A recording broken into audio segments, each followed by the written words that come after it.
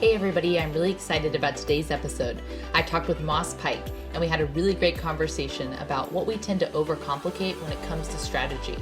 We talked about rethinking how we use space for gathering, collaborating, and the power of non-transactional interactions for human connection. I so enjoyed learning from him in this conversation, and I think you will too. Without any further ado, here's my conversation with Moss Pike.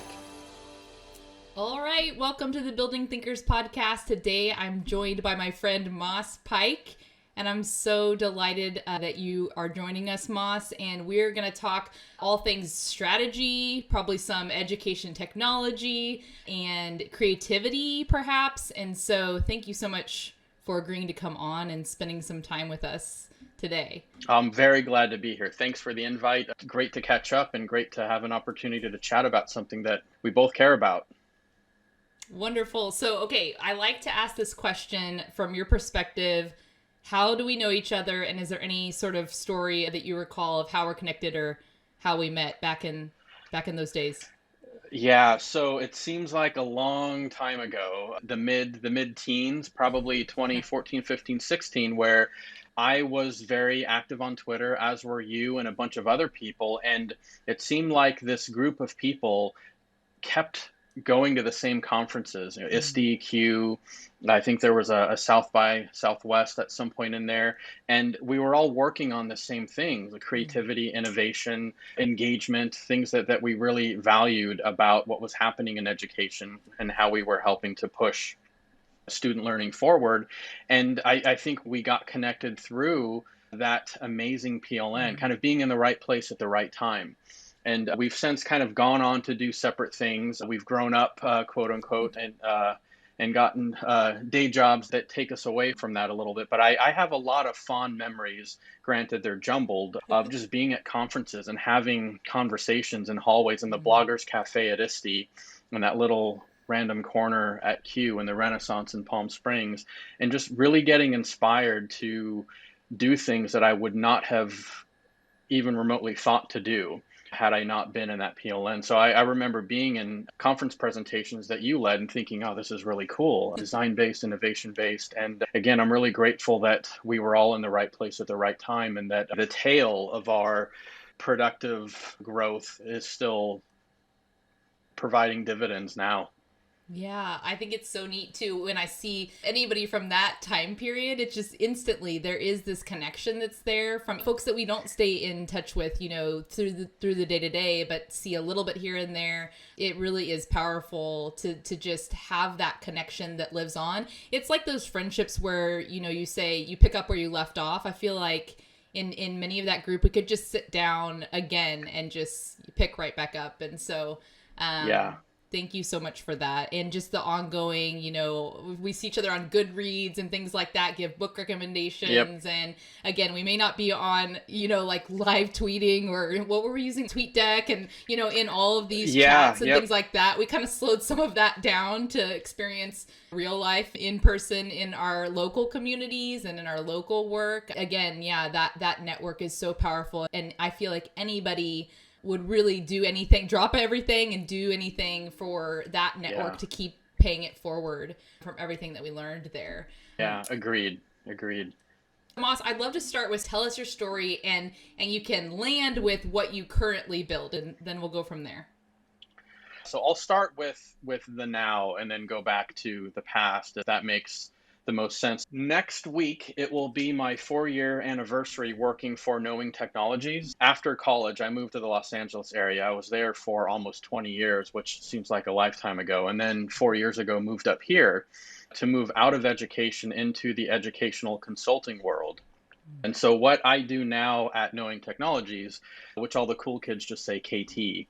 So I am the director of client strategy at KT. And so what I've been doing there over the past couple of years is building a new service delivery model whereby we provide strategic planning services to our client schools. And what we are essentially is an MSP, a managed service provider, meaning let's say in the old model of technology management at schools, you have an IT director, and this was very prevalent in the 90s and early 2000s, someone who manages on-site servers, network, things like that. As technology has evolved, lots of those systems have moved into the cloud and been simplified Mm. in certain ways, while also vastly complicated in a lot of other ways. And so what we do is take the place of that old model and provide technology resource management to schools, allowing them to use their resources in different ways. So instead of paying for an IT person on Mm. staff, you can pay for somebody who's more classroom facing without having to worry about whether the servers are going to be backed up every night. And what we've done in the company, again, over the past 4-ish years, is move to that passive type resource to a more Mm. actively partnered strategic resource with our schools, because we realize our schools can't really afford to have an IT person on staff, a classroom person on staff, a strategic planner on staff, help desk resources, Mm. instructional coaching resources. So we provide all of that. And so, what the service that I'm building is doing is providing that data-driven strategic plan to schools that we meet frequently to adjust as needed. And it's been going well. It's difficult to do something like that, of course. And so, strategy is, I'm sure, a topic we're going to talk about later. Yes. It's a lot of fun to try and build a product that I think is incredibly valuable, Mm. that is something that is very important to me in ultimately enabling technology to be used by teachers and students Mm. for learning purposes rather than just doing things for the sake of doing things. I was able to get to this point by virtue of the last school I worked at, Vistamar School in El Segundo in Southern Mm. California, that did exactly that. They had a fantastic tech director who had to leave the school unexpectedly. And so they used that opportunity to work with Knowing when I joined them. And so I got to know Knowing as a customer. And I can say that, kind of like the Hair Club for Men, I'm not only a member, I work for the company now. So when the opportunity presented itself to do this sort of thing, I jumped at it and moved Mm. up here. And before Vistamar and El Segundo, I worked at the Harvard Westlake School teaching Latin, doing a bunch of other things for 8 years, 8 really, really great years. So Mm. essentially, what I've been able to do now is combine what I love doing with respect to teaching and learning with trying to grow something I think is really valuable that the educational market hasn't really seen, as far as I know, that can make a huge impact, Love especially it. when we're trying to navigate everything else happening in the real world. And it allows me to combine my background, which is ultimately based in engineering. You mentioned software systems engineering, Yes. which I completely forgot about. But when I was in college, I did a co-op with Lockheed Martin back in the Philadelphia area, which was really, really fun. And that was the last time I was not in an educational environment, I realize. Working for a big engineering firm like Lockheed Martin, I'd been in college and grad school ever since then. And so now moving into this role where I Mm-hmm. work with schools, but not in schools. So I've always been closely tied to schools, with that one exception of the software systems engineering. I always think it's fascinating just looking back, when you do get to reflect on your story of what got you to where you are and the different kind of twists and turns and pathway. It's fun to get to start there, and LinkedIn allows you to do that, like go back to the little arrows of where you Yeah, start. And that's where I saw Lockheed Martin as the starting point. And I think it's so fascinating because I fully see that thread in all of the pathways and just your desire to really, I like to think about it this way, like think fast and slow. It's kind of that yeah. idea of your background in Latin and philosophy and all of those pieces. I think it's such a unique combination that does allow you to, and then also the technical knowledge of a software engineer and all of that piece. Many times it seems to me that those are different people, but you have them combined in your knowledge. And I think that makes you such a powerful leader in your organization now, with KT. Cool kids call it KT, so I'll do that. You're a cool kid. Because you've seen, first of all, you've seen it from the ground as an educator, as the end user, and now able to translate that. And one of the things that I like to do in this podcast is kind of the idea, this is Jim Collins, the idea of the essence of profound insight is simplicity. I think this is an area where we've talked Yeah. about, in the past. And so as you think about your work with KT, And in particular, maybe we can hit on strategy and innovation. What do you think people overcomplicate in the work? And if it's helpful, the sentence stem, if only people knew that, how do you try to break it down? Because it is like, there is complexity to it, of course.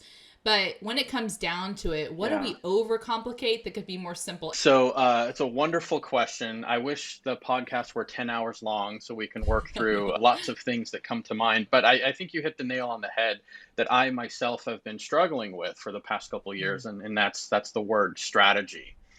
It's nearly impossible, in my experience, to read social media or look at a website or talk to a business or a school and not see the word strategy somewhere.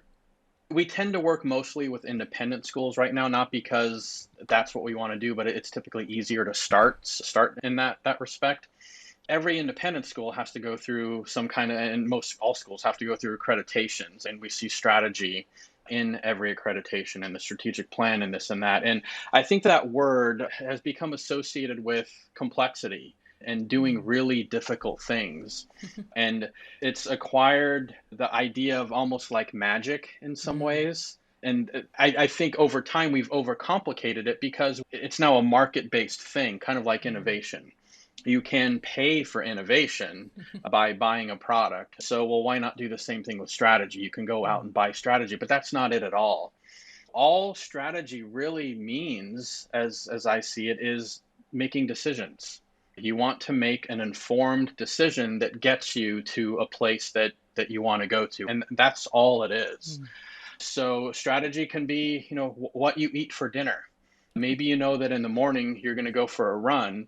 And so those 3 chili dogs that you really wanted, they're not going to cut it. So instead you're going to eat a salad. I mean, that's that strategy at its essence. And you're absolutely right that there is, of course, a lot of complexity behind the scenes. But ultimately, all we're doing when we think strategically is just being very reflective on decisions that we make. And for lots of reasons, I think that when we bring a strategic approach to technology planning into schools, we again think that it's so overly complicated that it's nearly impossible to build a strategy, let alone execute it, which is the most important part of strategic work. And so that's why, depending on what statistics you look at, 70 to 90% of strategies fail. They're not built right, they're not executed right, and people get tired by it and then think that, again, it's the mystical dark arts that are involved with doing strategic planning, but it's really not. I think anybody can do it. Right. I want to tell back to you one of the ways that you described it, and it's very close to what you just said, but I think one step even simpler, you said, all strategy is supposed to describe are the things we do to reach some kind of target. So like, here's our target, and it's the things that we do. And then you said it this way too, just a moment ago, those decisions that we make. And so an area that I see there is, it is the part that is complex is getting to the specifics of what are those things that comprise what we should do, right? And sometimes I think this is where people lose steam. And when they have an 80-page strategic plan, then of course they get lost in actually doing the things on the list, which is where the lean business model and things like that, we're meant to simplify that to say, okay, what's your 1-page business strategy plan and things like that. I also saw you speak to some of the jargon, though, even within those things, right? Like we're going to hold these stand-up meetings for Scrum planning to activate our innovation strategy for our stakeholders. And it's like we read that sentence and people are nodding. What? And they, what does that mean? Anyway, I think this idea of, the things that we do to reach some kind of target. Okay, that's strategy. Now let's map that. That's exactly it. So again, tomorrow I want to go, I'm not actually going to do this, but tomorrow I want to go for a 12-mile run. And so in order to do that, here are the things I'm going to do tonight. And I want to get back before it's not going to rain here, but I want to get back before the rain starts at 8 a.m. Mm-hmm. So these are the things I'm going to do. That's the essence of strategy. You have your objective, you have the things that you're going to do, and then most critically, you go and do them. I love the inclusion of the lean approach too.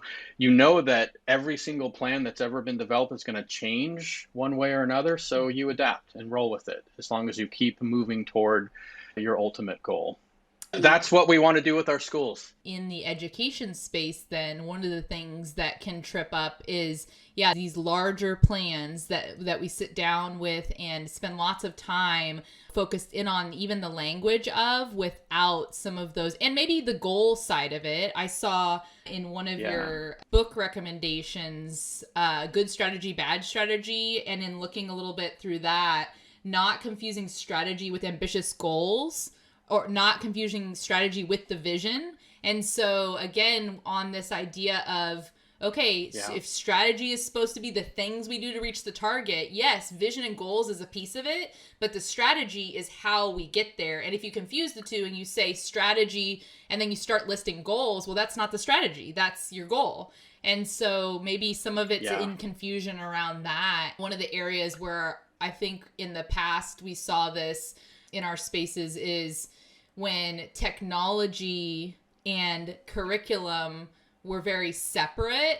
We saw a lot of siloing of that, where the technology was not actually in service to the learning. And I heard you speak to your desire for your role is that the technology would serve the learner, right? And not, necessarily be at the forefront of everything, but be the supportive force behind.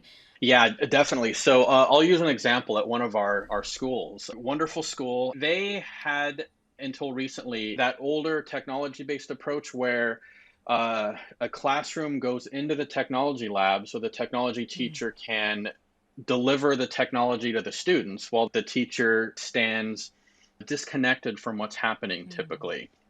And it worked that way for a long time until recently when they decided that's not the way we want to run our curriculum. That's not the way that students are going to get the benefit from technology, and that our teachers are really going to be able to grow and bring innovative approaches to the way they develop their own curriculum. So they flipped the model, as the majority of our schools are doing right now, to instead have a technology teacher support the teachers rather than instructing the students. So the teachers are the ones who are doing more technology integration in their own classrooms around the things that they already want to do.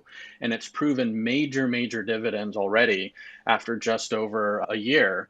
And it's changing the way they think about technology. And teachers are, not all of them, of course, but teachers by and large are getting more excited to do things that they never knew that they can do before. So they want all the new fancy things in their classroom. They're moving toward flat panel displays that allow for a lot of interactivity so that the students can use iPads in more interesting ways. Teachers are starting to remove themselves from the front of the classroom. So they're moving toward more of a student-centered approach that really privileges agency.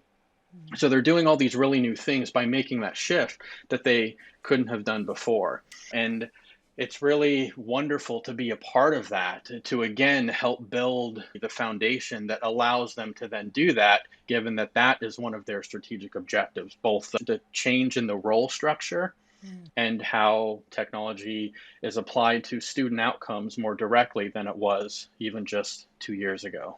Ooh, I want to maybe dig more on that. One of the thoughts that came to mind, and then I'll dig into that, is technology as an event. Like when you go to a lab, or when you roll in, like this was back like 2012, we roll in the cart of iPads to do an event with technology. You might be having technology in this substitution type role when that's happening, rather than what you just described, the integration there. So that was always a helpful mental model for me to think about, okay, where technology can really be leveraged to in service of learning and versus vice versa, or whatever. The part I wanted to dig in on that you were just discussing is, okay, in this school's strategic, plan, or whatever that looks like, in their strategy, they're wanting to get at a shift in role you referenced. Can you dig in on that a little bit more? Maybe we can talk about how that actually comes about. Yeah, absolutely. And this is something that we've seen a lot at KT, including even just today, where that older way of technology staffing involves somebody who reactively manages technology and isn't deeply embedded into what's happening in classrooms, regardless of what level that role is at within the school. And schools are starting to see that that's not the type of approach that really allows for that allows technology to catapult learning to where it can go when it's applied the right way. So what schools are starting to do is outsource technology management roles, and even not just technology, but we're seeing security, facilities, even HR work, financial work being outsourced so schools can pay less for those type of jobs but get more at the same time, and then really think long and hard about the roles that they actually want to staff based on the outcomes that they want those roles to achieve. So we're seeing again those reactive technology management roles replaced with supportive coaching, mentoring, hey, let's go do this together in a classroom type roles. And the difference is very, very easy to see in short periods of time.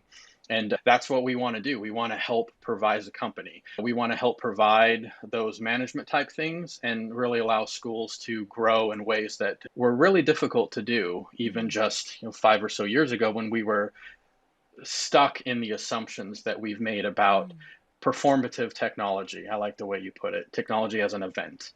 Yeah, yeah. And Yeah, then event supporters. and so I'm always thinking about whether it was in my own classroom or in supporting folks in designing learning experiences. I love all of my knowledge around the EdTech tools, but that doesn't lead it. I first like to think about, of course, where are we trying to actually head? Sometimes there's also this assumption once you have known that for a while, you kind of think others know that. And it's just like anything else, it's a shift in thinking over time. Sometimes it's seeing it in action to understand what we're actually talking about of the technology and service of learning. Until you've seen it, sometimes it's like, well, what do you mean? Like, we've got the boards, we've got the, the interactive panels or this or that. Like, isn't that enough? And what you just started describing around the teacher's role shifting and to a model of more student-centered learning where agency is promoted, thinking about how technology supports that. There are these other things beyond technology, of course, mindsets and other things that allow for that to happen too. For example, teachers feeling like I can release some control from being at the front and delivering information, to the role shifting, though, to supporting students in a different way where they can at times kind of the constructivist model of finding the knowledge, working with it, what that looks like, and allowing for students working at their own pace and things like that. I'm glad you brought up constructivism. There's another school that I work directly with for whom constructivism is deeply embedded in their mission and their instructional vision. And so we built a technology program strategy around how to, what's at the bottom of the pyramid, and then the next level, and then the next level that gets to the point where their teachers can deliver really quality learning experiences, design learning experiences using technology in ways that were new and exciting. And it's a lot of fun to work on. Is there anything else around the good strategy, bad strategy, anything else that's kind of connected to some of those topics of strategy? The last thing on strategy, and I really do love that book. I think it was the most accessible in a lot of ways, that has all the complexity in there, but really is able to boil it down to the things that you do.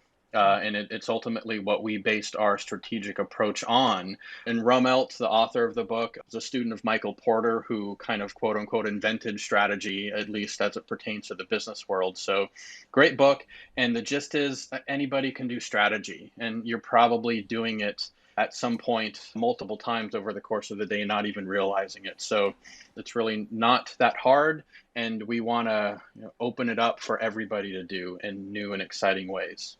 Yeah, the thing that just came to me on that is that maybe part of this is kind of the noise of online environment and the messages we get. But I do think that is an important learning, that anyone can do it, that having clarity about what strategy is would then help you to do it, because, people try to sell courses and, many books that are complex, that like you have to do all this learning or join this $2,000 boot camp to learn how to do strategy. Right. And maybe there's some that are great out there. I haven't experienced them all. However, really understanding what is at the heart of it, then applying it to your context seems to me maybe faster approach and deeper approach to really have your own capacity to understand, to be able to replicate that, because somebody else's strategy isn't going to work necessarily for what you are Like to your examples that are even in your personal, in your active life, the strategy that you apply, it makes me think, is it James Clear that said you don't rise to the level of your goals, but you fall to the level of your systems?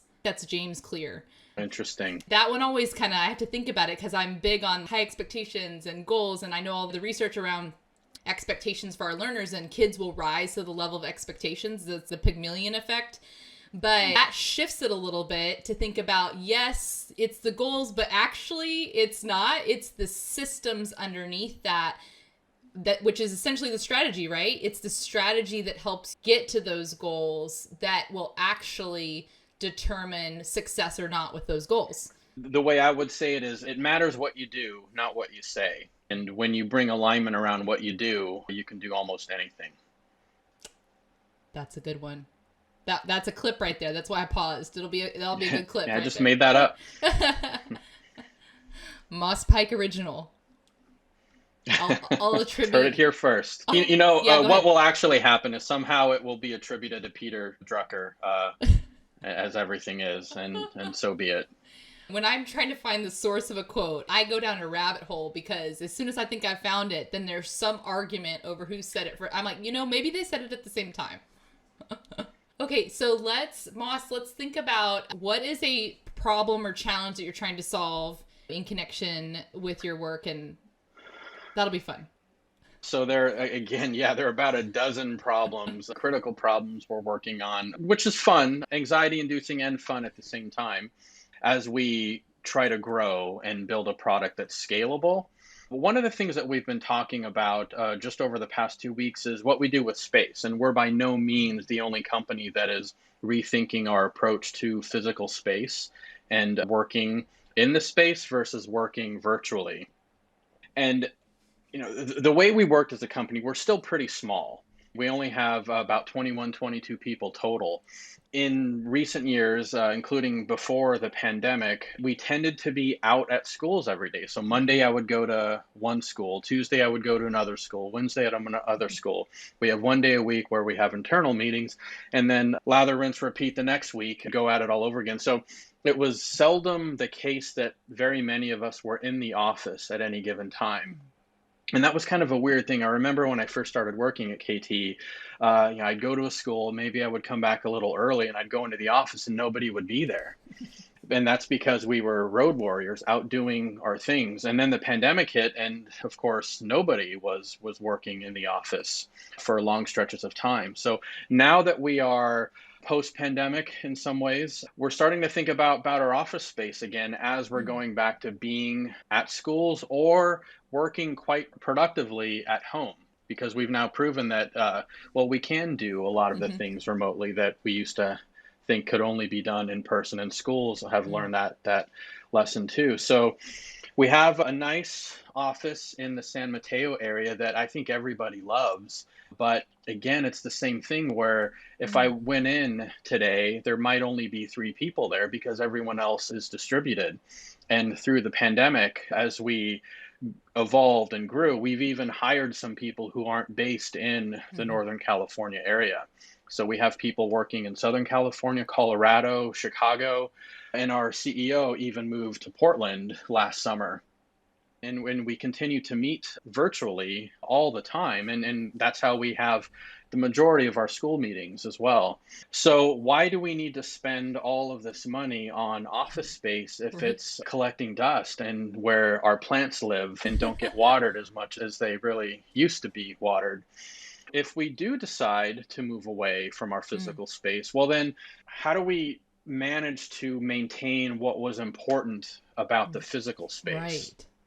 And about coming together in person? And the more important question is, what was the importance of coming together physically? Why do we think that it's something that we have to do, which of course I believe in? So it's kind of like the idea of collaboration. We always talk about collaboration being important, but we don't often enough ask ourselves, why do we collaborate? What's the outcome that we're trying to drive towards? So it's not the collaboration, it's the thing that it gets you to that's really critical. So it's kind of the same thing with office space. It's not the space, it's the thing that it gets you to that's really important. And Yeah. so, as I see it, your physical office space should amplify or make visible or make really palpable your company values. So, if you value curiosity and awareness like we do at KT, well, how does the physical space allow you to do that? And if you're going to move away from the physical space, well, then how does a virtual space reinforce curiosity and awareness and all of those things? So I don't have any answers yet, but we're in the process of trying to ask the right questions so we can strategically build a plan to support our culture in the way that we need to in this new decentralized virtual world that we live in. This idea of, as you said, the physical space should serve to amplify or make visible the company values like curiosity, awareness, engage relationships. So I really think I might bring this book up every other episode, but shout out to Priya Parker and The Art of the Gathering. But in that book, she does such... That book has really informed my thinking in so much of the work in both gathering. You know, I originally thought it would be much more about gathering in person. And then she wrote that prior to the pandemic. And then I saw so many of the principles of The Art of the Gathering I was able to apply when, for one of my clients, I needed to be leading some of the shift of the design work from in-person gathering to online gathering, and how to really make that truly interactive, truly engaging, and not a sit and get webinar. And the way in which we approached that had many of her principles embedded into it. And so I see in that there's some sort of, when we're thinking about a space is a place in which you gather. And so one of the questions might be, yes, what's the purpose of the space? But anytime you're in it, what's the purpose of the gathering? And therefore, does the space allow for that? Or is the purpose of our gathering something we can accomplish online, and me be in Texas and you be in California, and we can have the conversation we want to have? Or do we need to be in the same space to be able to move around sticky notes on a table and look at something in person, or be literally physically moving around servers or things, you know? And then the other piece that may connect here is the idea of pop-up norms. She talks about how if you're having a particular event, have special rules for that event that allow people to interact in the way that you are seeking. And so prior to reading it, I didn't really have language for it, but people would say about, in particular, in-person work that I was involved in at that time, they would say, you helped create such a safe space for us to have these types of conversations. And I couldn't really pinpoint what it was, but part of it was literally saying out loud, this is a safe space, which again sounds so simple, but we tried to model that to say, we really want you, for example, in leadership conversations, sometimes people that are in roles that report to somebody else that's at the table are intimidated to share what really they think, because for X, Y, and Z reason, right? And we encourage, it's actually in the controversy that makes a good meeting. It's actually in the controversy that you'll be able to move something forward, because otherwise it'll be talked about at the water cooler, but your leader really needs to know if the professional learning is not aligned to what your campus actually needs, this or that. And so I think that just naming it helped us get at that. I don't know if you've seen that to be true as well. Yeah, I think that's great. And the idea of collaboration through difference came to my mind when you mentioned that. And back in the glory days, I remember reading Kathy Davidson's book about it. And at the time, it was really revolutionary for me. And I think that goes back to the comment I made earlier about collaboration, right? You don't bring people together just to agree and move on, because you don't gain anything by doing that. But when you bring people together and have that productive struggle, you're able to disagree, but you do it in a safe space where you can understand why people might think differently from you. I think you're able to get to a better place with respect to an outcome than just setting up an environment where you expect everyone to agree with you, or just nod or be passive, or whatever the case may be. There's another thing that you mentioned in a way and reminded me of, that we're also trying to work through, is when you get really busy and you have meeting after meeting after meeting, and all of those meetings are virtual, how do you avoid having everything you do with your colleagues and even our customers be transactional? And so how do you avoid having people contact you only when they need something, or when you need to do something for them? and have non-transactional interactions, which I think are a hallmark of physical space. That's one of the things that I think we lose first, is that, we're not able to just ask somebody how their weekend was and have a conversation about it, because we have 8 meetings in a row to get to. And every meeting is a meeting where we need something to come out of it for us, for our benefit, namely a transaction, and then we keep moving on. So I don't have an answer yet, but Yeah. going back to the other podcast about customer experience, one of the things that we're trying to do with our customers is ensure that our interactions with them do have a lot of non-transactional quality. So it's not just, quid pro quo. Yeah. Oh, this is fascinating. It's making me think about the online space, which it can be very transactional, right? And yeah, it's much harder to find the space for that slower thinking, that quiet, not just the value in the transaction, to your point, but it's almost like the holistic human. We're only interacting with a part of ourselves when we are in the transactional mode, which is really natural in the business world. And as working adults, there's a piece of that has to occur for a capitalist market to move forward. And I also think about a business that looks like business on the outside, but is purpose on the inside. And so it is, there is a transaction, but it's for a purpose. The organization's with a greater purpose and a greater why. Yeah. And, all the Simon Sinek start with the why and all of that. But you're making me just think about the online world. And there's several environments that I'm in where either it's a closed Facebook group of people that are working towards something, or I'm in this surface pattern design class. So I'm in this class because I love graphics and I feel like I have a general eye for it, but I want to be able to go deeper with Adobe Illustrator and really learn the ins and outs because it supports my instructional design work. Sometimes I'm limited by those skills I have a vision of what I want to be able to do, but not either a graphic designer or the tool or whatnot. So anyway, point is I did that course, and in it, there's this remarkable, supportive, I would go as far to say loving community of people that are really supporting each other. And while I'm not trying to become a surface pattern designer, and many of them are, it's fascinating to watch in comparison to just general insert social media and level of troll that you can get at. I think that there's something around that in online culture and in-person culture that we could maybe we be advocates of improving that culture by showing up that way ourselves and being models of that. And the other thing that came to mind was just simply margin. I'm really terrible at this as an Enneagram 3, but trying to put margin in our schedules in between those meetings to have some in-person time or have some, hey, how's it going? Or even quietly reflecting before going into the next thing, or looking out into the distance instead of at the screen. What are those things we could put into place that would be better for our overall health, so we're not just staring at the screen? Exactly. And I think you just described one of the things that made our 2015-ish PLN so special. I felt like it was really characterized by a lot of that non-transactional interest in supporting the entire group in new and exciting and meaningful ways.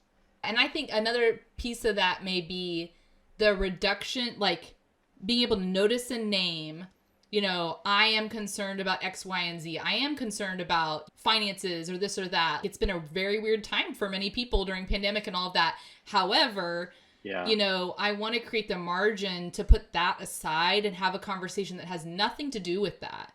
And that space is unique. But I do think you have to kind of set your brain to do that, because from an evolutionary perspective, we're going to be inclined when we feel anxiety or we feel pressure to go to transaction, I think. So it's almost something you have to call out, as we just did. Exactly. Yeah. And I think, you're right. Again, like we have to intentionally call it out, make the space for it.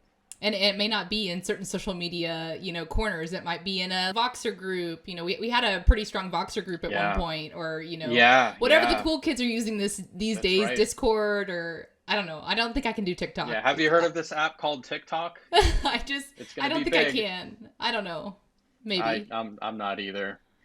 That, Goodreads is yeah, where I decompress. I think that's what it's going to have to be for me too. Okay, Moss, tell us something that you're looking forward to in the future that you see ahead. Sometimes I ask this question is, what is bringing you hope, or what are you looking forward to? Great question. I love it. First of all, I'm eager for a week off next week. I'm going to take some PTO time to go travel and wander around museums and bookstores and coffee shops and bagel shops in New York. So that should be a lot of fun.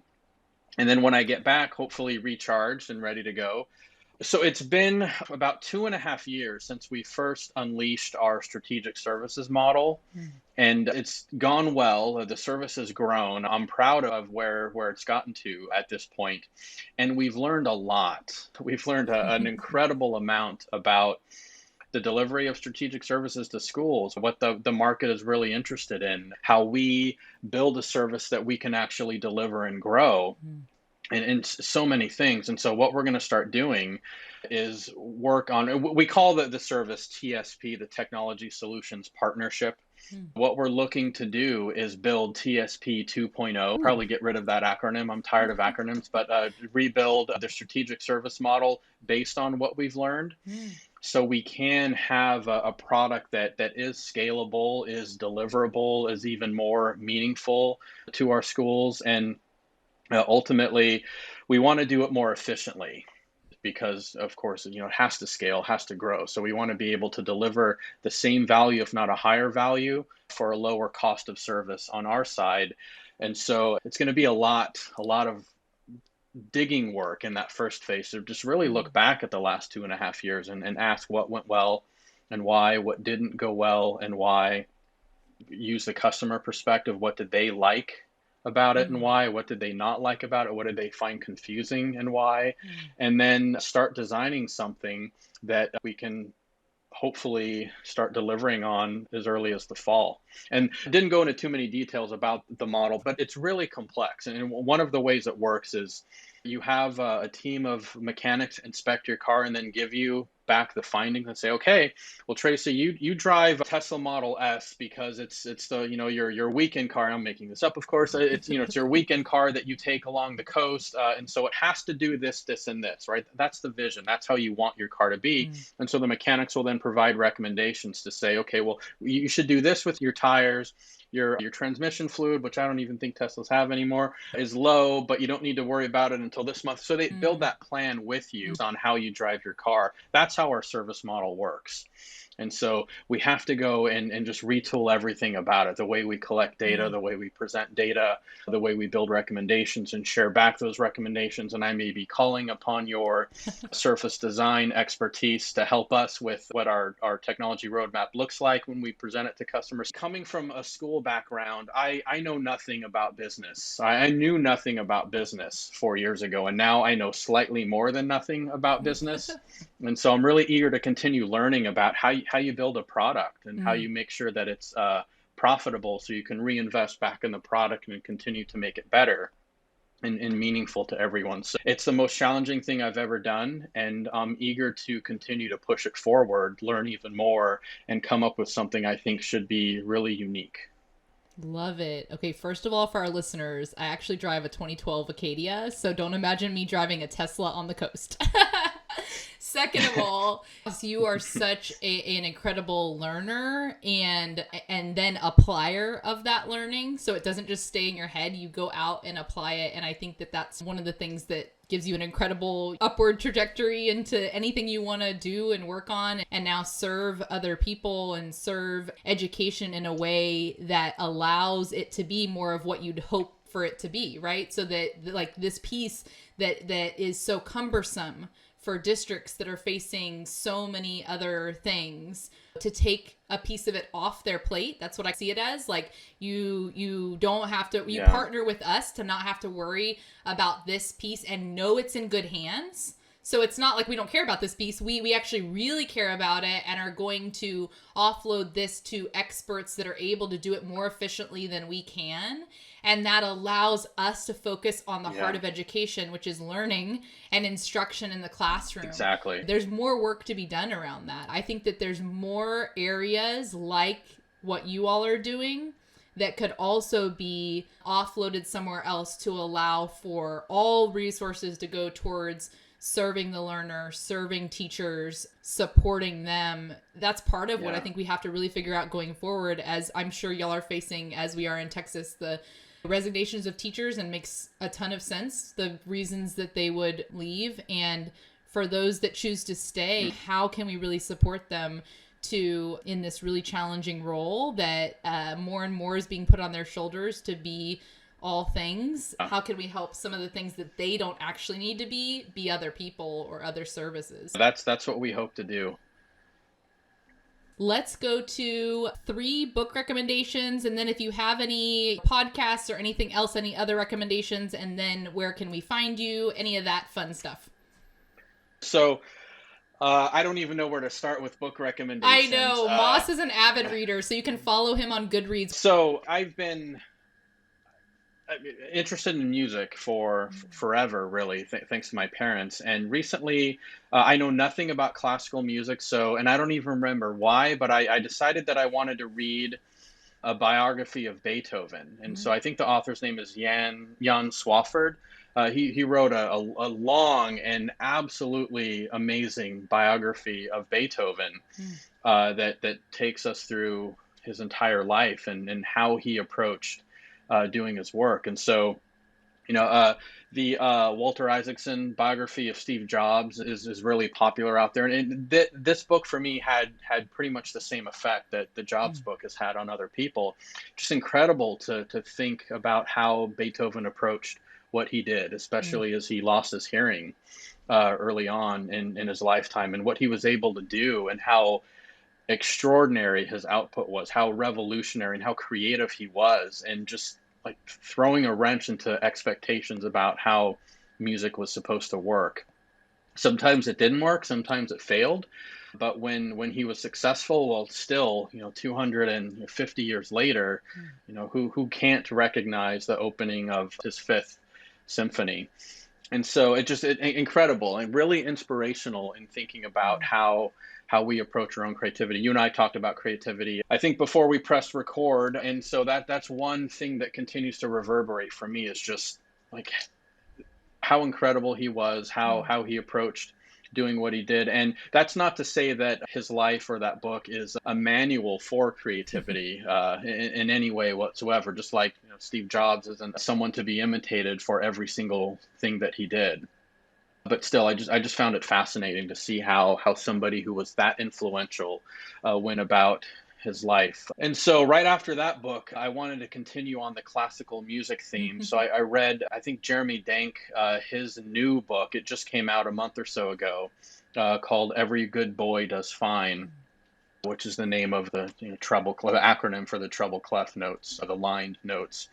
And he is and I didn't know his name before I stumbled upon that book, but he's a fairly well-known pianist who wrote a memoir on how he got to where he got, and how he learned to play the piano growing up as a boy in New Mexico, and finally getting to New York and Juilliard before ultimately ending up in Indiana. And it's another kind of study in creativity and passion, and how you learn from failure. Really, really exciting book. Really interesting to think about. Again, something I know nothing about, classical music and being a professional classical musician, but just seeing his own journey and how he followed his passion. He went through struggles, but he got to a really great place that he's proud of, and I think everyone appreciates. Was a lot of fun to read. And my only complaint about the book is that it seemed too short. I wanted him to keep going. I wanted more and more story. Another book that I think I'm going to tie into the next section, it's over here on my shelf, Big Feelings by Liz Fosslien and Molly Duffy. The two of them have gained some notoriety on social media through the drawings that they do. I think Liz is the principal illustrator for the two of them. Okay. And so a couple years ago, they released a book on dealing with emotions in the workplace that I thought was fantastic. Really, really great book. And in April or May, their second book, Big Feelings, came out, that is a natural extension of the first book, but more personal to the two of them in a lot of ways. And it has to do, again, with managing emotions, difficult emotions that we can feel in the workplace. And I think this book has more on dealing with burnout, anxiety, exhaustion, basically everything that everybody feels now post-pandemic, trying to make our way through the workplace. So I haven't yet read that one because I'm on a fiction kick lately, especially as I'm about to do some traveling. So the book that I'm going to read moving on the plane and getting into New York is Rachel Kushner's Flamethrowers.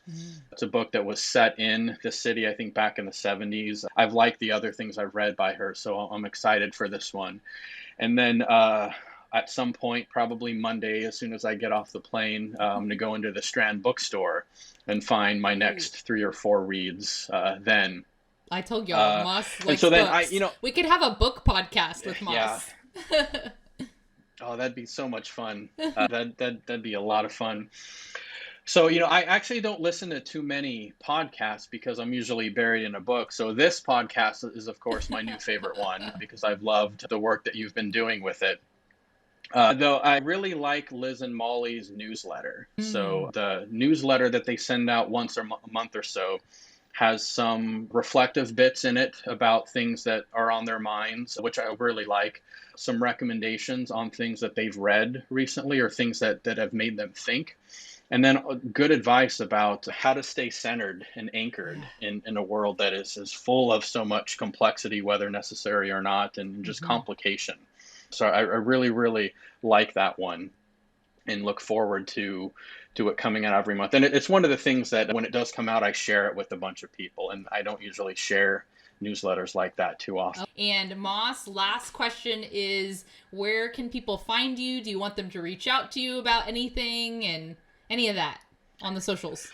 I'm open. I'm not as around on socials as I used to be, but where I am around, I would love to have non-transactional conversations as much as possible. So I'm on LinkedIn. My name, Moss Pike, tends to be my social media handle for any social media platform that I'm on. So LinkedIn / Moss Pike is where I am. And then Goodreads, I think Goodreads / Moss Pike, if it's that simple there.